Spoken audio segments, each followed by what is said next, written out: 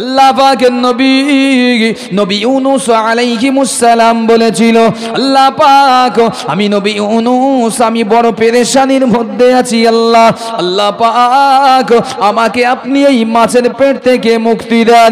আল্লাহ পাকের নবী নবী ইউনূস আলাইহিমুস সালাম যখন মাছের পেটে গিয়েছে বাবা, আল্লাহ পাকের নির্দেশ যখন মাছকে পেড়েছে, আল্লাহ পাকের নবী ওই মাছের পেটে থেকে বুঝতে পেরেছে আল্লাহ নবী ইউনূস মাছের পেটে যখনই ছিলেন বাবা, আল্লাহ নবী বুঝতে পেরেছে আমি ভুল করেছি, আমি ভুল করেছি।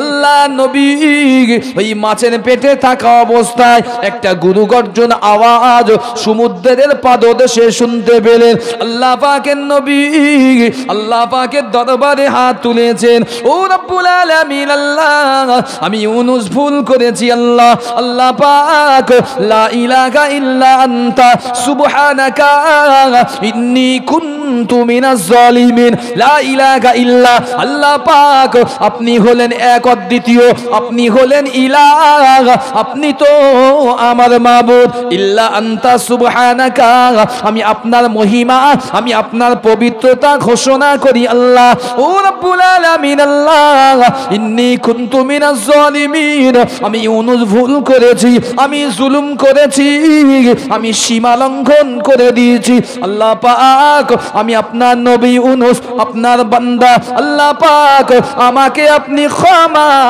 করে দেন। পানি সমুদ্রের তলে সমুদ্রের নিচে দোয়া চাচ্ছে মাছের পেটে, আল্লাহ স্মরণ হয়েছে আল্লাহ আমি সত্যি গুনাহগার, আল্লাহ আমি ভুল করেছি, আমি আমার জাতির সঙ্গে দুশ্মনী করেছি আল্লাহ, জাতি মানিনি বলে আমার মন মানিনি তাই চলে এসেছে আল্লাহ, এটা ঠিক হয়নি। আমি আপনি ইচ্ছা হলে আজকে সফর করে সৌদি যেতে পারি, কালকে পয়সা থাকলে প্লেনের টিকিট কেটে আমেরিকায় যেতে পারি। আল্লাহ নবীদের ক্ষেত্রে এমন পারমিশন ছিল না বাবা। নবীরা যখন একটা দেশ থেকে আর একটা দেশ যেত একে বলা হতো আরবিতে হিজরত। এই হিজরত করতে গেলে আল্লাহর পক্ষ থেকে ওই আসতে হতো, আল্লাহর পক্ষ থেকে পেগাম আসতো, হুকুম আসতো, নির্দেশনা আসতো, তারপরে নবীরা তাদের জায়গা স্থান চেঞ্জ করতো, ত্যাগ করতো। নবী অত সোজা জিনিস নয়। আল্লাহ নবী ইউনূস মাছের পেটে বসে বসে বুঝতে পেরেছেন যে আমি ভুল করেছি, কাঁদছেন। একটা সময় শুনতে পেলেন গুরু গম্ভীর আওয়াজে কে যেন গুনগুন গুনগুন করে আওয়াজের তসবিহ জপে, জোরে বলেন সুবহানাল্লাহ। সমুদ্রে অসংখ্য সৃষ্টিজীব মাছ আছে, কিন্তু তার নিচেও কে যেন বসে বসে আল্লাহ পাকের তসবিহ জপে, তসবিহ। আল্লাহ পাকের নবী নবী ইউনূস আল্লাহ পাকের নবী নবী ইউনূস আলাইহিমুস সালাম বলেছিলেন, রব্বুল আলামিন আল্লাহ, ও রব্বুল আলামিন আল্লাহ আমি নবী ইউনূস আমি তো সমুদ্রের অতল তলে আল্লাহ আমি আছি, ও রব্বুল আলামিন আল্লাহ কিন্তু আমার নিচে থেকে আমি ইউনূস কানে কানে শুনতে পাচ্ছি কে যেন গুনগুন গুনগুন করে আওয়াজ করে, ও রব্বুল আলামিন আল্লাহ আপনার নামে তসবিহ জপে আল্লাহ। এ জওয়ানেরা যুবকেরা, দুনিয়ার জমিনে আমরা আল্লাহকে স্মরণ করতে ভয় পাই, দুনিয়ার জমিনে আল্লাহ স্মরণে থাকতে লজ্জা লাগে আমাদের। এই নওজওয়ানেরা যুবকেরা, কোন মানুষ যখন নামাজ আদায় করে যদি আল্লাহ পাকের দরবারে বসে বসে একবার জিকির করে, আল্লাহ পাক আমি ভুল করেছি, গুনাহ করেছি আল্লাহ, ও রব্বুল আলামিন আল্লাহ আমাকে বেইজ্জতি করবেন না, আল্লাহ পাক আমাকে ঈমান হারা করবেন না। এই জনেরা যুবকেরা আল্লাহ পাক বলে বান্দারে আমি আল্লাহ তো বড় ক্ষমাশীল, আমি আল্লাহ পাক হলাম রহমান, আমি আল্লাহ পাক হলাম গফুর। বান্দা তুই যত গুনাহ করিস না কেন আমি আল্লাহ পাক আমার রহমতের দরবারে দুটি হাত তোর, চোখের দুপোটা পানি ঝরিয়ে দিয়ে দোয়া চা, উদউনি আস্তাজিব লাকুম। বান্দারে আমি আল্লাহ আমার দরবারে তুই দোয়া চা, আমার রহমতের দরবার থেকে তোর জীবনের গুনাহগুলি আমি আল্লাহ মাফ করতে দেরি করি না। জোরে বলেন করি কজন? শুনি ভাল লাগে, শোনা খুব ভাল লাগে সকলের, হাদিস কোরআন ওয়াজ নসিহত শুনতে ভাল লাগে, কিন্তু করতে তো বড্ড কষ্ট। এটার জন্য তো শরীরটা লাগে, মনটা তো দিতে হয় আল্লাহর দিকে। জি, মনটা দিতে হয়। সেজন্য তো কবি বলেছেন দিল লাগি দিওয়ার সে পরি কিয়া চিজ হ্যায়। একজনকে প্রশ্ন করা হয়েছে যে তুই প্রেম করলি, ভালোবাসলি, তা বাসলি একটা সুন্দরী মেয়ের দিকে বাস, এর কি রূপ কিচ্ছু নেই, তুই একে কি করে ভালোবাসলি? ও মেসাল দিয়েছে, উদাহরণ দিয়েছে, দিল লাগি দিওয়ার সে পরি কে চিজ হে। আরে আমার তো দিলটা লেগে গেছে ওই দেওয়ালের সঙ্গে, তুই আমার পাশে যত সুন্দরী পরি আনিস না কেন, আমার কিচ্ছু যায় আসে না, পরির আমার প্রয়োজন নেই, এই কাদার দেওয়াল ওটাই আমার পছন্দ।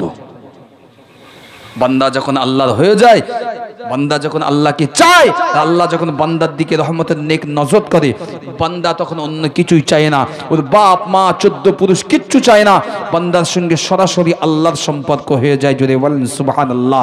ফাজকুরুনি আযকুরুকুম, আল্লাহ বলছে বান্দা তুই আমাকে ডাক, আমি তোর ডাকে সাড়া দিতে সর্বদা প্রস্তুত আছি। জোরে বলেন সুবহানাল্লাহ।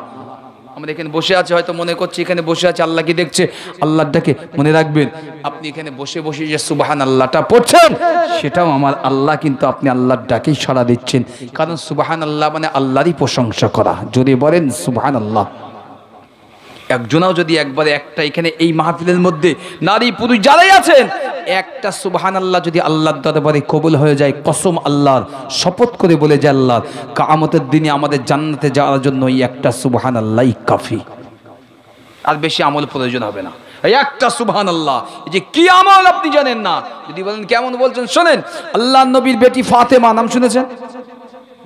এই ফাতেমার আওয়াজ করলে না মা বোনরা বিরাট মহব্বত করে, বলে হুজুর এই নামাজ তো আগে করবেন, আর যদি বলি মা ফাতেমার মতো একটু মান দেন দেখি, হ্যাঁ মা বোনরা দেখে যায় মদনের কেন লেগেছে এখানে, ওয়াজ করতেছে করতে আমার লং লাইনে ঢুকতেছে গাড়ি চালিয়ে। হ্যাঁ ফতেমার জীবনী শুনতে ভালো লাগে, একটু ফতেমার মতো জীবনী শুনেছি, খুব ভালো জিনিস। ফতেমার মতো একটু জীবনযাপন করে দেখা, স্বামীর খিদমত এক হাতে করেছে, বাচ্চা নিয়েছে এক হাতে, কোলে এক হাতে সন্তান, হাল্লায় দোলনায় শোয়ানো সন্তান, ওখান থেকে দড়ি ফিট করে পায়ের বুড়ি আমলির সঙ্গে বাঁধা, কোলে এক হাতে সন্তান, একটা সন্তানকে পা দিয়ে দোলা দেয়, একটা সন্তানকে কোল দিয়ে দোলা দেয়, আর বাঁ হাতে জাঁতাটা আতার জাঁতা ঘোরায়। যদি বলেন সুবহানাল্লাহ। এ তো ফতোয়া না, এই ফতোয়াটা উল্টে দেন, বলে মরণ কি করতে লেছি, আমাদের সর্বনাশ করতে আছে, বাড়ি হিটার গ্যাস কি নেই আরামের, তবু বলে সময় মতো রান্না হয় না, বলে ইবাদত করতে পারি না কেন, এত কাজের চাপ, কাজের চাপ। হ্যাঁ সারাদিন বসে বসে সিরিয়াল আর টিভি মোবাইল সর্বনাশ করে দিলে, বলে কাজের চাপে এরা দেখতে পারে না। সিস্টেম এটা নয়। আম্মাজান খাতুনে জান্নাত ফাতিমাতুজ জোহরা রাদিয়াল্লাহু তাআলা আনহা আল্লাহর নবীর দরবারে এক তারিখে গিয়েছেন, স্বামী স্ত্রী, শেরে খোদা আলী রাদিয়াল্লাহু তাআলা আনহু আর ফাতেমা স্বামী স্ত্রী গিয়েছে, বাড়ি থেকে যুক্তি করেছে যে আব্বাজানের দরবারে গনিমতের কিছু মাল এসছে, দাসী দাসী, একটু চলো। আলী বলছে ফাতেমা চলো, তোমার আব্বা তো, গিয়ে তুমি একবার বলবে আব্বাজান আমার একজন দাসীর প্রয়োজন বাড়িতে, শুধু একবার বলবে, তুমি বলা অপেক্ষা তোমার আব্বা দিতে দেরি করবে না, বলে দিয়ে একবার। আম্মাজান ফাতেমা গিয়েছে, আলী কাররামাল্লাহু ওয়াজহু দুজনের স্বামী স্ত্রী গিয়েছে, গিয়ে আল্লাহর নবী ফাতেমাকে দেখলে ইজ্জত করে দাঁড়িয়ে যেতেন। যদি বলেন সুবহানাল্লাহ। এই কেন বলেন দাঁড়িয়ে যেতেন জানেন আপনারা? ফাতেমা দেখলে রাসূলুল্লাহ কেন দাঁড়িয়ে যেতেন? তাজিম করতেন। দাদু বলেছেন আলহামদুলিল্লাহ, একটা ভালো জিনিস বলেছেন যে তাজিমের জন্য। তাজিমটা আসলো কেন? এই রাসূল কি ফাতেমার থেকে দামি না? কথা বলে না কেন? রাসূল কি ফাতেমার থেকে দামি না? দামি। তাজিমের জন্য দাঁড়িয়ে অবশ্যই, কিন্তু আরো একটা কারণ ছিল, কারণ আল্লাহর নবী যখন জান্নাতে গিয়েছিলেন মেরাজের রাত্রে, যে জান্নাতটা দেখেছে, যে জান্নাতের ফলটা রাসূলকে খেতে দেওয়া হয়েছিল, সেটা হচ্ছে জান্নাতুল মাওয়ার একটি ফল। পরবর্তীতে এই ফল খেয়ে এসেছিলেন আম্মাজান খাদিজাতুল কুবরার গর্ভে ফাতেমা রাদিয়াল্লাহু তাআলা আনহার জন্ম নিয়েছিলেন। পরবর্তীতে ফাতেমা ভূমিষ্ঠ হওয়ার পরে ফাতেমার সামনে আল্লাহ রাসূল যতবার যেতেন ছোট থেকে এই দুটোই পবিত্র ঠোঁট মোবারক গাল দিয়ে ওই জান্নাতুল মাওয়া অর্থাৎ ওই জান্নাতের সুঘ্রাণ এই ঠোঁট দিয়ে বার হতো।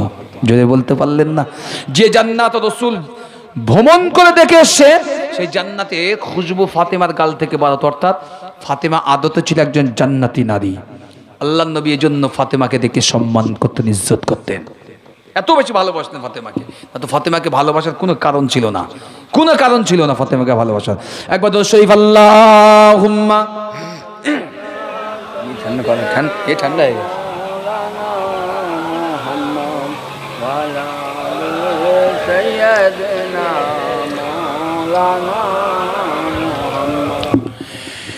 দুনিয়া কে মুসাফির, আমি যখন বলবো একটু সুবহানাল্লাহ বলবেন বলবেন।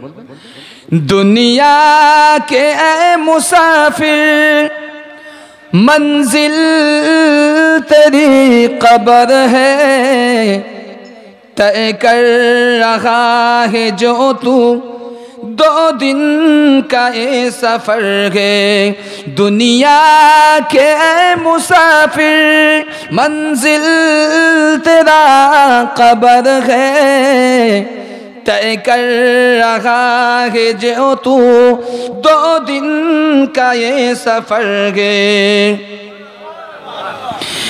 जब से बनी ये दुनिया लाखों करोड़ों आए, बाकी रहा न कोई, मिट्टी में सब समाए। ठीक ना? কেউ আছে নাকি? সব তো মাটির মধ্যে।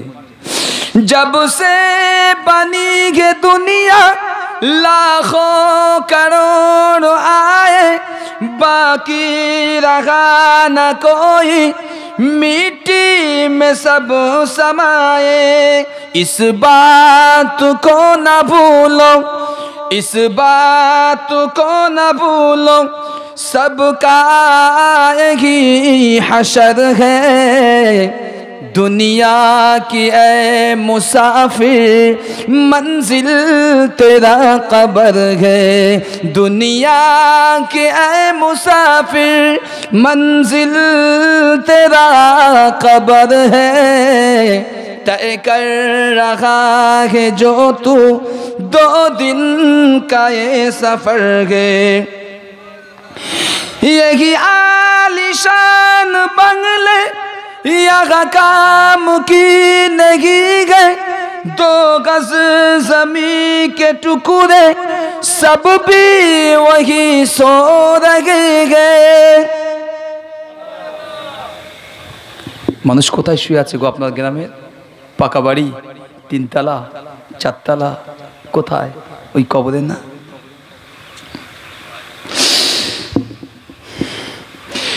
यही आलीशान बंगले कुछ काम की नहीं है, मखमल पे सोने वाले मिट्टी में सो रही है। 2 गज जमीन का टुकड़ा, 2 गज जमीन का टुकड़ा, छोटा सा तेरा ये घर है। दुनिया की ऐ मुसाफिर मंजिल तेरा कब्र है। दुनिया की ऐ मुसाफिर आँखों से तूने अपनी देखे है कितने जनाजे, हाथों से तूने अपनी दफनाए कितने मुर्दे। কত মানুষ মাটি দিয়েছেন না?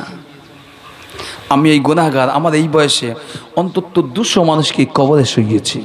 200।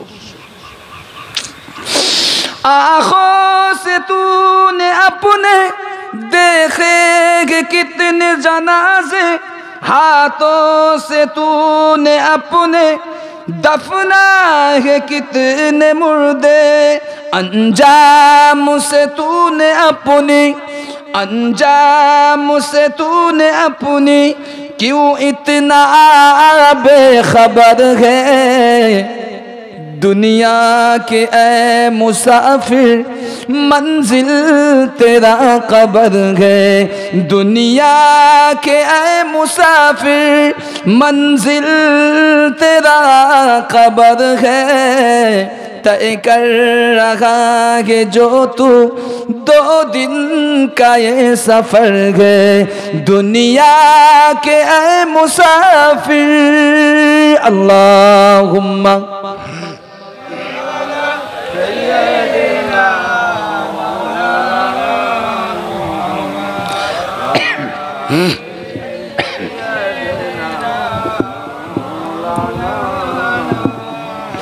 नौजवानेरा, যুবকেরা, ছেলেরা, বাচ্চারা, পর্দানিশিনা মা ও বোনেরা, আল্লাহ নবীর কলিজার টুকরা, আল্লাহ নবীর কলিজার টুকরি, খাতুনে জান্নাত মানুষগুলো নারী পুরুষ ওই নৌকায় পারাপার হয় বসেছিল। ওরা বলছে, ওদের মধ্যে একজন বিজ্ঞ মানুষ ছিল, তিনি বলছেন যে কোনো একজন মনিবের কাছ থেকে গোলাম পালিয়ে এসছে। বুঝতে পারছেন না কথা? মনিবের থেকে গোলাম পালিয়ে এসেছে, তাই এই অবস্থা। আমাদের মধ্যে কেউ একজন আছে যে মনিব থেকে পালিয়েছে দূরে, শিকার হয়ে যাও, তাহলে বাঁচা যাবে না, তো বাঁচা যাবে না। আল্লাহ নবী ইউনূস চিন্তা করলেন, আমি তো সেই, সত্যি তো আমি তো আমার আল্লাহ থেকে পালিয়েছি। আল্লাহ তো আমাকে হেদায়েত দেওয়ার জন্য, আল্লাহ তো আমাকে মানুষকে হেদায়েত করার জন্য নিনুয়া প্রদেশকে নবী বানিয়ে পাঠিয়েছে, আমি নবী ইউনূসকে। আর আমি তাদের ফেলে, তারা হেদায়েত হয় না বলে আমি চলে যাচ্ছি পালিয়ে। আমি তো সেই আল্লাহ পাকের গোলাম। আগিয়ে গিয়েছে, গিয়ে বলছে, মাঝি ভাই আমি হচ্ছে আল্লাহ পাকের গোলাম, আমাকে সমুদ্রে ফেলে দাও। মানুষগুলো আল্লাহ নবী ইউনূস আলাইহিস সালামের চেহারার দিকে তাকিয়ে বলছে, এই মানুষটা আল্লাহর গোলাম? এই মানুষটা কারোর গোলাম হতে পারে? বিশ্বাস করা যায় না। যদি বলেন সুবহানাল্লাহ। আরে নবী তো নবী হয়, নবী তো নবী হয়। উনি বলছেন সম্ভব নয়, এই মানুষটা কি কারোর গোলাম হতে পারে? শেষমেশ কি হলো? লটারি হলো। লটারি বুঝতে পারছেন? এই দেখেন, এই মুসলমান না, দুঃখ নেবেন না, আমাদের মাথায় না একটা গোবরে পোকা আছে। এই লটারি কথা বললে অনেকে আছে সেই ভেতর থেকে জেগে ওঠে, আমি মনে হয় বাড়ি কেটে রেখে দিচ্ছি, হুজুর বুঝতে পেরেছে। বাবা পীর সাহেব না আমি, কিন্তু এই মুসলমানের বাচ্চা আছে, এরা গরিব মানুষ খেটে কেমড়ে খায়, আর সকালে গেলে ঠিক গাড়ির মধ্যে থেকে লটারির টিকিটটা বার করে, গেই লটারিওয়ালার কাছে গিয়ে দেবে, ভাই একটু দেখেননি ৮০,০০০ বেঁধেছে কিনা। হারামখোর, গরিব মানুষ খেটে খাচ্ছিস, খা, তোর খাটার মধ্যে আল্লাহ রহমত আছে, নিয়ামত আছে, ও সেদিকে সহ্য করবে না, এক চান্সে বড়লোক হবে, জি এক চান্সে ধনী হবে। তাই প্রত্যেক দিন ১০০ টাকা লটারি কাটে। বলেন দিন, ও যদি ১০০ টাকার লটারি কেটে কত দিয়ে খাটা টাকা, রোজ ঘাম ঝরানো টাকা দিয়ে হারামের টিকিট লটারি কেনে, অথচ উচিত ছিল এই ঘাম ঝরানো টাকাটা দিয়ে সংসার চালানো আর আল্লাহ আল্লাহ রাস্তায় নিজেকে নিয়োজিত করা। সমাজের সিস্টেম দেখেছেন কত সুন্দর? আল্লাহ বলেছে, যা আমি দিয়েছি আমার বান্দারা তা উল্টো বানিয়েছে। সমাজে ঘরে ঘরে বউদের লোন দেয়, আর স্বামীরা গতরে খেটে ঘাম ঝরিয়ে এনে হালাল টাকাতে লোন শোধ করে। অস্বীকার করতে পারবেন কেউ? বউদের লোন দেয়, স্বামী দেয়, তার মানে বউদেরকে লোন নিতে হয়, আর স্বামী হালাল পয়সা গতরে ঘাম ঝাড়িয়ে সপ্তাহে ১ টাকা পয়সা ভ্যান চালিয়ে মজদুরি করে এনে বোর হাতে তুলে দিতে হয়, অমুক লোক আসবে তাকে দিয়ে দিও। হায় রে মুসলমান, মানুষের হলম কই আমরা? মানুষ তো ভিতরে শুধু চামড়াই আছে, আমাদের বুদ্ধি বিবেক কিচ্ছু নেই। আমি গত দেখাচ্ছি এই পয়সাটা আমার হালাল, এতে আল্লাহ নিয়ামত আছে, ওটাতে হারাম কাজে ব্যবহার করছি, আর হারামের জিনিসটা আমার ঘরে তুলতে গেছি। এই জন্য সমাজ ব্যবস্থা এরকম, আজকের অবস্থা আমাদের এরকম। নওজওয়ানেরা, যুবকেরা, ছেলেরা, বাচ্চারা, পর্দানিশিনা মা ও বোনেরা, আল্লাহ পাকের নবী নবী ইউনূস আলাইহিস সালাম, এই জওয়ানেরা, যুবকেরা, আল্লাহ পাকের নবী নবী ইউনূস আলাইহিস সালাম ওই সময় ওই যে সমুদ্রের বোটের মধ্যে বলেছিল, সমুদ্রের নৌকার মধ্যে বলেছিল, ও মাঝি ভাই আমি তো সেই বান্দা, আমি আল্লাহ পাকের সেই গোলাম, আল্লাহ পাকের হুকুম থেকে পালিয়ে চলে যাচ্ছি। মাঝি বলেছিল, বোটের যত মানুষ ছিল, নৌকার মানুষগুলো সকলে এক বাক্যে বলেছিল, না না না না না, এত সুন্দর চেহারার মানুষ, এত নুরানি চেহারা, এত হুসনু জামিল চেহারা, এত সুন্দর নাজারা চেহারার মানুষ কখনোই কারোর গোলাম হতে পারে না। এই জওয়ানেরা, যুবকেরা, আল্লাহ পাকের নবী নবী ইউনূস আলাইহিস সালাম বারে বারে বারে বারে বলতে লাগলেন, ও মাঝি ভাই সত্য সত্য আমি হলাম আল্লাহ পাকের পালানো গোলাম। মানুষরা বিশ্বাস করলো না বাবা। এই যুবকেরা, জওয়ানেরা, কিতাব তার সাক্ষী দিয়েছে। তাফসীর ইবনে কাসির তাফসীরে ফি জিলালিল কোরআনের মধ্যে এসেছে, আল্লাহ পাকের নবী নবী ইউনূস আলাইহিস সালামকে নিয়ে ওই সমস্ত মাঝিরা, বিজ্ঞ মানুষরা ওই নদীর মধ্যে ওই নৌকার উপরে লটারি সিস্টেম করেছে। একবার না বাবা, দুইবার না, তিনবার বার লটারি করেছে বাবা, 3টি বার আল্লাহ পাক নবী ইউনূসের নামটা সামনে এনে দিয়েছে। আল্লাহ পাকের নবী ইউনূস আলাইহিস সালামকে ওই মানুষগুলো বলতে লেগেছে, ও নবী ইউনূস, ও আল্লাহ পাকের বান্দা, আপনাকে এখনই বোট থেকে ফেলে দেওয়া হবে, আপনাকে এক্ষুনি নৌকা থেকে সমুদ্রে ফেলে দেওয়া হবে। আপনাকে যদি না ফেলে দেয় তাহলে নৌকার একজন যাত্রীও জীবিত আর বেঁচে ফিরবে না। এই ছেলেরা, যুবকেরা, আল্লাহ পাকের নবী ইউনূস আলাইহিস সালাম নিজেই আল্লাহ পাকের সমুদ্রে লাফ মেরেছে বাবা। তিনি যখনই ঝাঁপ দিয়েছেন, আল্লাহ পাকের একটি প্রকাণ্ড বড় মাছ এসে আল্লাহ নবী ইউনূস আলাইহিস সালামকে সাথে গিলে ভিতরে নিয়েছে। যে ইনা ভিতরে নিয়েছে বাবা, দুনিয়ার স্বভাব বাবা, দুনিয়ার সৃষ্টির নিয়ামত হচ্ছে এটা, কোনো মানুষ কিংবা জীব যা কিছু খাবে না কেন, আল্লাহ পাক তাকে হজম করার মতন ক্ষমতা দান করেছেন, ঠিক না? এখানে এমন কোনো মানুষ আছেন যে আজকে তাবারক বিরিয়ানি খাবেন, কাল হজম হবে না? জি, প্রত্যেকের হজম ক্ষমতা আছে বলেই তো বেঁচে আছি। যেদিন এইটা থাকবে না, সেদিন আমি আপনিও থাকবো না, আমার আপনার অস্তিত্ব থাকবে না। হজম ক্ষমতা থাকবে না যেদিন, আমার আপনার অস্তিত্ব থাকবে না। মাছের হজম ক্ষমতা আছে না নাই? আছে না? মাছ যেই গিলেছে, এই মাছের তো হজম একটা হবেই। আমরা তো গোশত। আল্লাহ পাক সাথে নির্দেশ দিলেন, এই মাছ গিলা তো দূরের কথা, খবরদার যেন হজম করবি না, খবরদার আমার নবী ইউনূসকে যেন হজম করিস না, তোর উদরেই তুই স্থান দিয়ে রাখ। আমি আল্লাহ যখন বলবো তখন তুই আবার উদর থেকে বার করে দিবি। জোরে বলেন না সুবহানাল্লাহ। এখন আমাদের দেখেন আরব সাগরে একবারকে ঝাঁপ মারেন, জি, আরব সাগর জাতি হবে না, কলকাতা চিড়িয়াখানা দিয়েছে, জি, কিছু ক্রোকোডাইল দিয়েছে, অনেকে মাগুর মাছ বলে, মানে কুমির, কিচ্ছু করতে হবে না, একটু ভদ্রভাবে গিয়ে পীর সাহেবের মতো কেরামতি দেখেন, কুমির খাঁচায় লাভ বেঁধে, কিচ্ছু করতে হবে না, শুধু এই কেরামতিটা দেখতে বাড়ি আসবেন। কাল থেকে আপনার পীর সাহেব বলে মেনে নেওয়া হবে। আপনি যদি কুমিরের ভিতরে নামাতে পারেন, আপনার হাড্ডি গুড্ডি আর কিচ্ছু থাকবে না। আল্লাহ নবী ইউনূস আলাইহিস সালামকে মাছ গিলে নিলেন, আল্লাহ নির্দেশ দিলেন মাছ খবরদার তুমি যেন ভক্ষণ করো না, কারণ ভক্ষণ করলে হজম হয়ে যাবে, আর হজম হওয়া মানে মানুষ তো মারা যাবে, এটা নিশ্চিত। খবরদার ওটা করো না, হজম করবে না আল্লাহ নবীকে।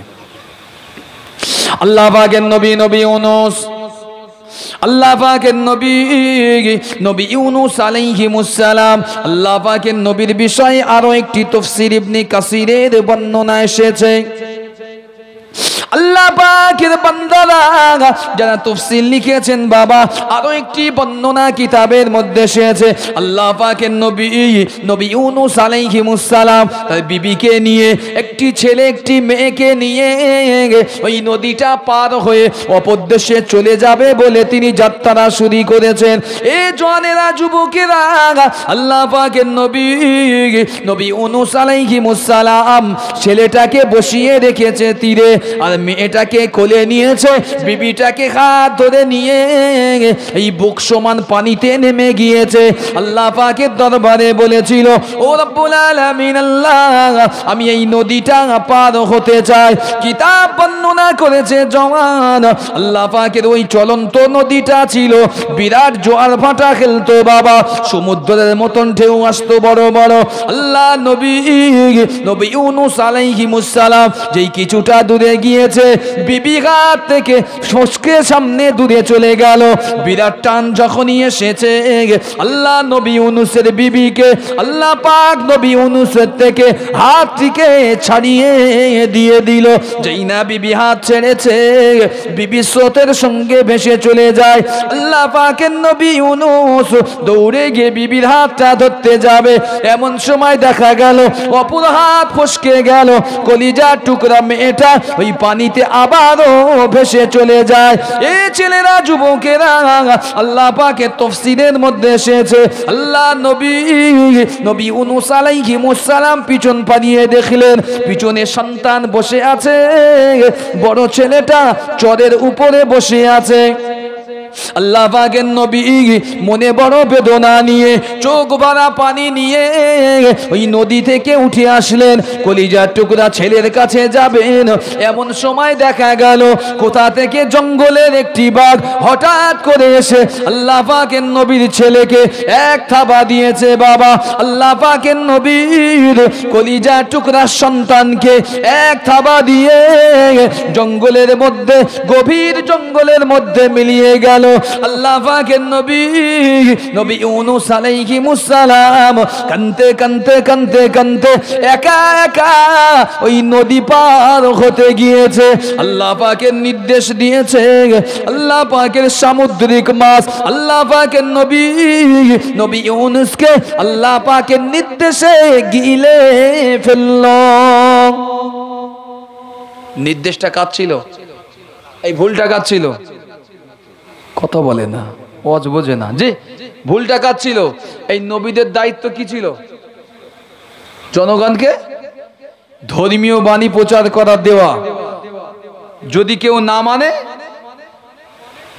তবুও তার কাছে দেওয়া, তবুও তার কাছে দেওয়া। এখন ঘটনা হচ্ছে সমাজে কিছু কিছু জিনিস আছে দেখবেন, মানুষ আমরা খুব ভালো করতে গিয়ে মন্দটা বেশি করে ফেলি। জি, অত্যন্ত ভালো দেখতে গিয়ে অপোজিট বিপরীত শব্দ নিয়ে আসি। দুঃখ নেবেন না, ধরেন না, উদাহরণ বলছি। একটা গ্রামের একজন ভদ্রলোক খুব কোটিপতি, খুব কোটিপতি, আর মেয়েও মাশাআল্লাহ তাদের একটি খুব সুন্দরী মেয়ে। তা বাপ ছেলে খুঁজছে মেয়েকে বিয়ে দেবে বলে। কি দেবে বলে? বিয়ে দেবে বলে। তো অনেক গরিবের ছেলে এসে, ভালো শিক্ষিত, এডুকেটেড, হাইলি এডুকেটেড ছেলে, পরিবারও ভালো, কিন্তু ছেলে হয়তো চাকরি করে না বা আর্থিক অবস্থা অতটা ভালো না, ছেলে ভালো। মেয়ের বাপ মেয়ের বিয়ে দেয় না। একজন কি বলতেছে, কি বাবা তোমার তো মেয়ের জন্য ভালো ভালো সম্বন্ধ আসছে, অনেক ছেলে গরিব, তো কি আছে, ভালো শিক্ষিত সুন্দর ছেলে, তোমার অর্থ আছে, তুমি তাকে দিয়ে স্বাবলম্বী করে নাও, তোমার মেয়েকে বিয়ে দাও। তো না, আমার একটাই মেয়ে, সুন্দরী মেয়ে, আমি একদম সুন্দরী নায়কের মতন জামাই চাই। এই কথাই আছে না, বেশি